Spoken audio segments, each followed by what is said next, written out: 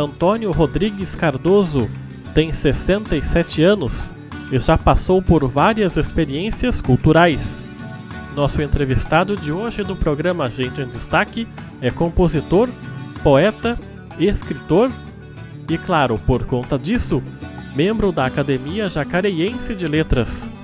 Nascido em Garatá, a carreira de Tony Cardoso, seu nome artístico, começou na Rádio Clube de Jacareí, no programa Rancho de Violeiro, onde compunha canções para os violeiros. Ele é o detentor da cadeira número 3 da Academia, cujo patrono é o também compositor José Maria de Abreu. Na nossa conversa, gravada na Biblioteca Municipal Macedo Soares, em Jacareí, Tony vai falar sobre a sua vida, seus pensamentos, suas referências e suas ideias para a cultura jacareiense. Com mais de 50 anos de carreira, ele vai relembrar toda essa trajetória. Mas começamos falando sobre o livro de contos que Tony vai lançar neste ano.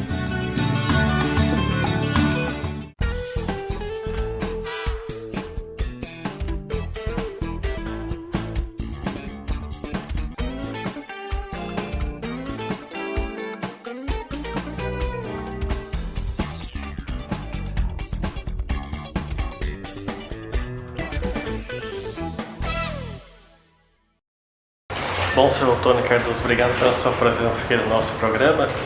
Eu queria começar a entrevista contando um pouco da sua trajetória de vida, né? O senhor é nascido em Garatá? Sou nascido em Garatá. E veio para Jacareí ainda criança? Eu vim para Jacareí em 1956. Por conta Eu vim, na realidade, eu fui nascido em Garatá, aí eu tive, depois da cidade foi inundada, eu fui para São Paulo, estudei lá e daí voltei para Jacareí em 56. Daí, em São Paulo? Daí eu não voltei mais, daí não saí mais de Jacareí. E que lembrança o senhor tem dessa chegada sua em Jacareí? Por que escolheram Jacareí também para vir morar? Jacareí a gente escolheu porque, olha, é difícil você encontrar uma cidade melhor do que Jacareí, pelo menos pra gente que já está aqui há mais de 50 anos, sabe como é que é, né? Então a gente escolheu Jacareí, e em Jacareí eu vivi, Jacareí eu criei minha família, Jacareí eu criei meus amigos, enfim, tudo o que eu tenho é Jacareí. Os seus pais, eles escolheram Jacareí por causa de trabalho, alguma coisa assim ou não? Eu acredito que eles devem ter escolhido por trabalho. E como é que foi a sua infância? O que o senhor lembra de Jacareí nos anos 50, por exemplo? Como é que era a cidade? Quando eu cheguei em Jacareí, a variante Lucas Nogueira ainda era asfalto, ainda era terra, depois é que veio o asfalto, né? E aqueles viadutos de Jacareí ali, daquele Adão Pedro ali, não existia, era tudo por terra, né? Então, a lembrança que eu tenho de Jacareí é isso, até vim as melhorias, né? E os seus pais eram pessoas simples, da zona rural? Meu pai era lavrador, é da zona rural, a vida inteira dele foi só roça, só roça. E a minha mãe, serviço caseiro, doméstica. E que tipo de educação que o senhor teve na sua infância, adolescência, que tipo de valores que eles passaram para o senhor? A educação que meu pai me deu é aquela educação de em coisas dos outros não se põe a mão. A educação dele era severa, mas ele criou 9 filhos e todos eles. Ele tinha mania de dizer, ele era analfabeto, mas ele dizia que todos os filhos dele tinham que pegar pelo menos um diploma. E graças a Deus, todos eles pegou um diploma. Aí aqueles que quis seguir carreira, seguiram. Teve algumas pessoas da minha família que conseguiu seguir carreira. E eu triei a minha, né? Fiz o ensino médio, naquela época era a 4ª série, né? Você fazia a 8ª série. Eu estudei na faculdade de Santa Rita, em Caçapava, me formei lá na 8ª série. Depois eu vim para Jacareí, o resto do estudo meu foi tudo aqui em Jacareí. E o contato com o senhor com o meio musical, com a literatura, começa ainda na infância? Comecei com música, eu comecei a escrever letras musicais bem na minha adolescência. Em 1965, eu comecei na Rádio Globo de Jacareí, como compositor, escrevendo música sertaneja aos violeiros da época.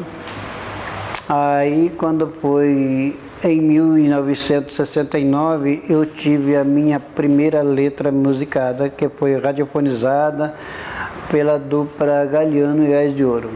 Até a música era Saudade Cabocla. Mas como é que o senhor começou a se interessar por isso? O senhor costumava sempre ouvir música caipira? Eu sempre ouvia muita música sertaneja na época, porque naquela época quase não existia rádio. Quem tinha rádio era aquele rádio de pilha grande, 60 pilhas para funcionar um rádio, né? E aí a gente andava 3 léguas quase para a gente ir na casa do meu padrinho para ouvir o programa do Tonico e Tinoco. Aí eu começava a ouvir as músicas e participou, tudo quanto era livrinhos de música naquela época, a gente comprava que era para ler. Aí eu comecei a ler cordel também, comecei a se interessar pelo cordel. Daí eu fiz o meu primeiro cordel em 1970 com a editora Luzeiro, que era O Barão e Seus Mandados. Um livro que foi feito várias revisões até chegar no ponto do livro ficar em pronto de edição, que era o cordel, né? Depois, em 1984, eu gravei o meu primeiro LP, com a dupla Rio da Anta e Rio do Peixe, que saíram 2 músicas minhas nesse LP. E A Paz no Sertão, que era essa música, arrastou o disco e chegou a 3º lugar de venda no estado de Minas. Eu gravei também o segundo LP pela gravadora Som, que eu fiz uma letra junto com o do Martins, que era As Saudades do Interior.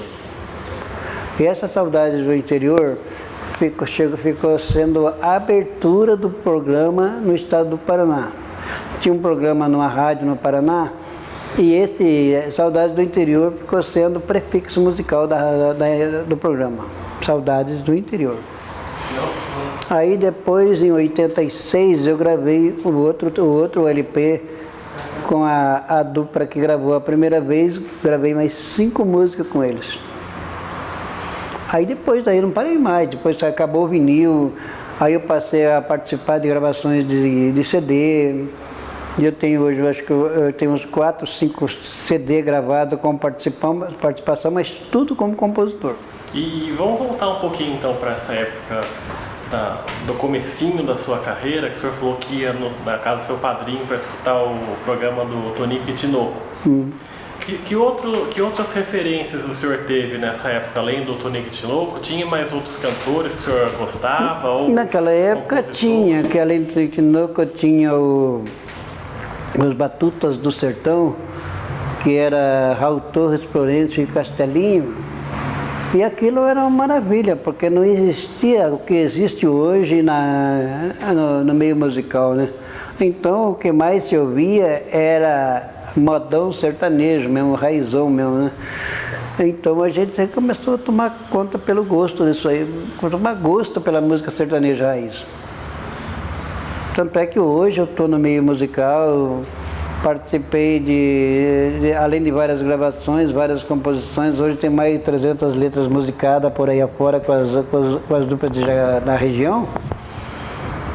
Mas a gente também ajudei a fundar a Associação dos Violeiros de Jacareí, porque a gente tinha o prazer de dar incentivo também aos violeiros da cidade.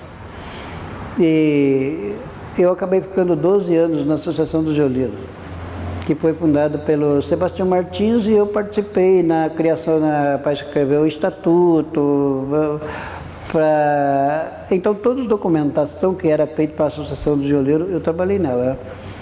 Depois a gente já participei do programa Encontro das Violas, em 88, E trabalhei acho que 6 anos mais ou menos no Encontro das Violas. Depois, em 2004, eu fui para o Cantinho da Viola. E no Cantinho da Viola, na realidade, eu fiquei por mais de 10 anos. Inclusive, continuo até hoje lá. Né? E, quer dizer, da sua infância de Igaratá, o senhor não lembra muita coisa? De Igaratá, eu lembro das ruas de terra, que Igaratá era ruas de terra, do grupo escolar que eu estudei, que hoje está aos 40 e poucos metros embaixo da água. E, na realidade, eu tenho Igaratá Velha todinho na lembrança, que hoje está embaixo da terra, mas se eu precisar descrever tudo sobre Igaratá, eu descrevo. Inclusive, eu trabalhei até num cordel sobre a cidade inundada, a antiga Igaratá. E o senhor naquela época era da sua família fazer aquelas reuniões com cantador de violão? Aqui em Jacareí mesmo não tinha isso? Era só mesmo escutar o rádio, ninguém tocava violão? Nas épocas, tinha o pessoal fazia muitas rodas de viola, e essas rodas de viola, usava viola, cavaquinho, violão era pouco usado, mas se usava. Inclusive havia muitas coisas na época, era dança de São Gonçalo, né? E aí a gente fazia dança de São Gonçalo com 2 cavaquinhos e 2 violas. Inclusive eu cheguei a participar a noite toda com cavaquinho e viola na dança de São Gonçalo. O senhor aprendeu a tocar violão, viola? Eu aprendi a tocar violão, toco um pouquinho de violão, toco um pouquinho de viola, mas não me profissionalizei como músico. Apesar que eu tenho a carteirinha da Ordem dos Músicos, mas como eu fiz o teste lá com o violãozinho, passei e peguei a carteira da Ordem dos Músicos. Mas sou filiado à Associação dos Compositores do Brasil. E como é que o senhor descobriu o cordel? Como é que chegou isso na sua vida? O cordel eu descobri através de... Nas épocas, Jacareí vendia cordel. Vendia na rua, assim? Vendia cordel nas bancas de revista, tinha muito cordel. Inclusive aqui do lado onde hoje é o Banco Santander, tem uma banca ali que só vendia cordel. Aí eu comecei a comprar muitos cordéis e comecei a me criar gosto pelo cordel e acabei fazendo o primeiro cordel. Aí eu fui com a editora Luzeiro, lá na primeira vez, eles me deram bronca, crucificava o cordel, que era a cestilha, né? Aí depois eu fiz várias correções e acabei fazendo o meu primeiro cordel, que era o Barão e seus Mandados.